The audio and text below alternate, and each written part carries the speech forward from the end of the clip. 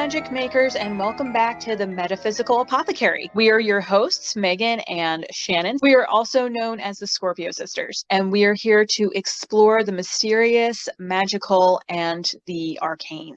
So there's another category of superstition that we're going to dig into that has a positive correlation, but not necessarily a positive causation. And it's a really interesting look at the rhythms of nature and the world around us. Mm-hmm. So there's a very common belief with spiders that correlates spiders with the occurrence of rain. So if you see a spider in your house, it's supposed to bring rain, which could be a good or bad thing depending on the season, how much rain you've already had, etc. So there is a positive correlation with this. But it's not the spiders causing the rain. It's the spiders knowing, sensing the change in the humidity and the barometric pressure and going, I don't want to get wet. That's going to be unpleasant. I'm going to go in this nice warm house.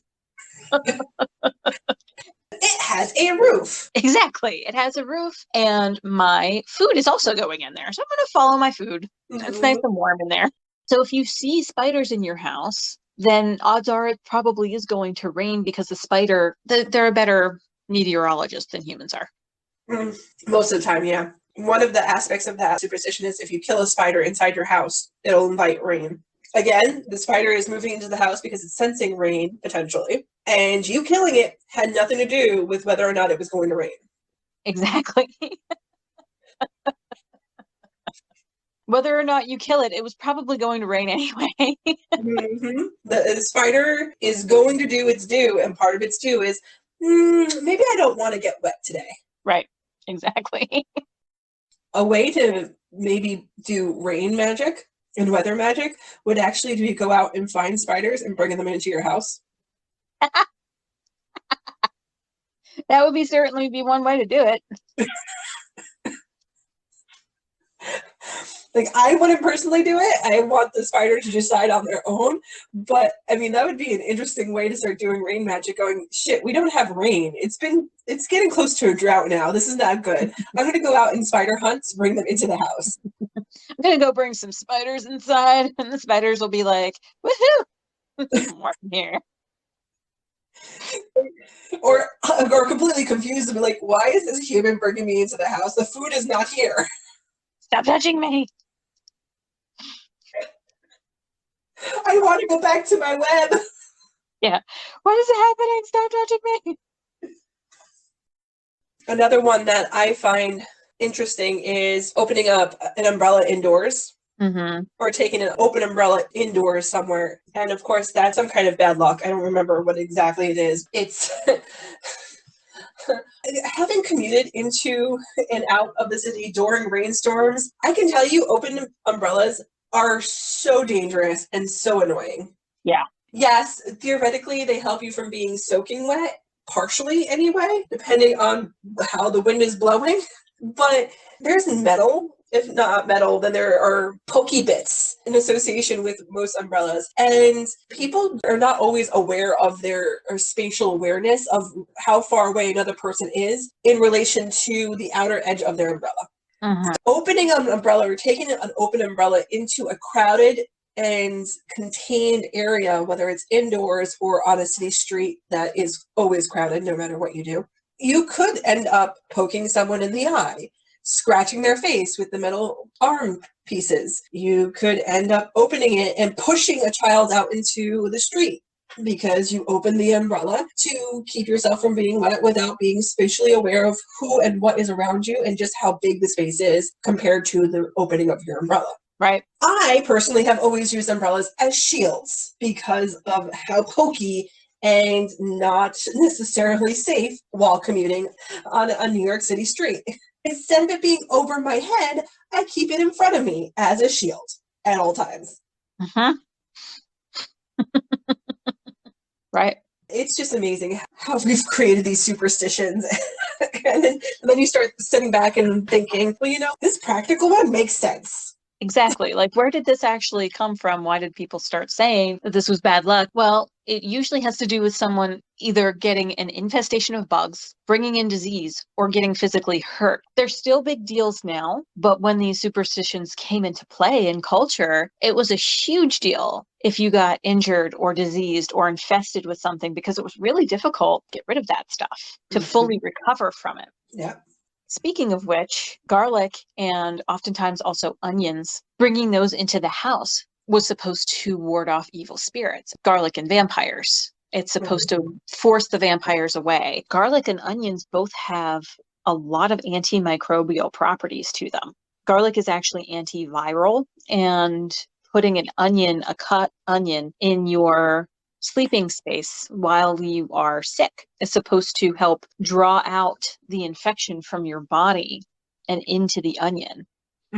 I've heard a lot of people really swear by that one. So if you don't mind the smell of onion next time you're feeling sniffly, pop a sliced onion on your bedside table and see what happens. But garlic is used in so many medicines, and it's good for disinfecting wounds. I've absolutely used it for that. There have been times that my wife and I were so very sick. There was one time that we were both sicker than we've ever been. It was a little bit scary. So what we ended up doing was we had some garlic cloves in the house, and we just took 3 or 4 of them and smashed them and rubbed them all over our feet, because there are a lot of pores in your feet and it's supposed to help draw out the toxins. And then we just double socked it and slept that way. Next morning, we both woke up to broken fevers, and our lungs had started to clear, our throats both started to feel better, and my mouth tasted like garlic. Oh yeah, the feet, well, reflexology, right? Exactly. There is some truth in those things helping to ward off evil spirits. We often use those things as protection for their different qualities in magic, but in a practical use, they do ward off evil in a sense, because they ward away disease. They help you heal really, really well. Finding a lucky penny. Yeah. See a penny, pick it up all day long, you have good luck. Right. I do not see anything wrong with found money being lucky. No. Finding a little bit of prosperity is always a happy thing, right? Yeah, and once upon a time, pennies were a lot more valuable than what we associate with them today. That was a very lucky thing to do. If you found a penny, you didn't have a lot to worry about that day, because you could bring in the happy energy of, oh, well, I found a penny. And depending on the time period, that penny could have been something that would actually help you contribute to buying lunch for yourself or dinner for your family. Right, exactly.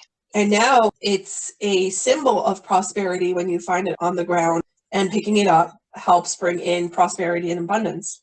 Part of that association is because when we find even that small amount of prosperity and abundance, it shifts your mindset. It can take you from feeling down in the dumps to lifting your spirits just enough that you shift your focus to the pleasant things around you. Like, oh, I found this penny. And you take a sip of your latte and you go, oh, damn, that's good. And suddenly your day has turned around a little bit because it was able to shift your mindset.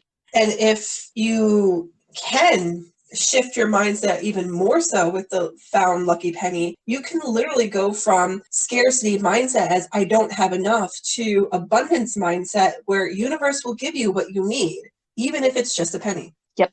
So that penny can flip the switch on scarcity mindset when you start realizing that it's part of universe letting you know it's here to work with you and not against you. So if you can get into the abundance mindset and realize that what you need will be provided as long as you're the one who's concentrating on what needs to be provided or what you need, and not on what you don't have and what you lack and the scarcity of everything, you'll have it. You'll have that luck. You'll have that prosperity. Absolutely.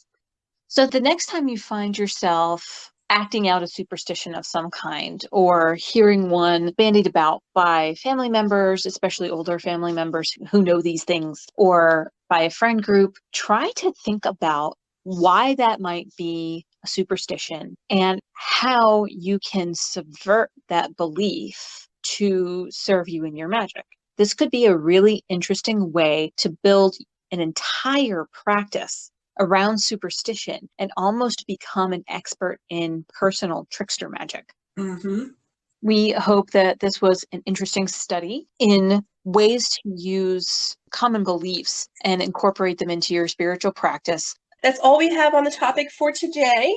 Thank you so much for listening in, and we hope you'll join us again. In the meantime, you can follow us on our blog for some more witchy wisdom, as well as check out some of our original art on Society 6 for sacred decor and more. Thank you again for joining us, and go make some magic and live your best life.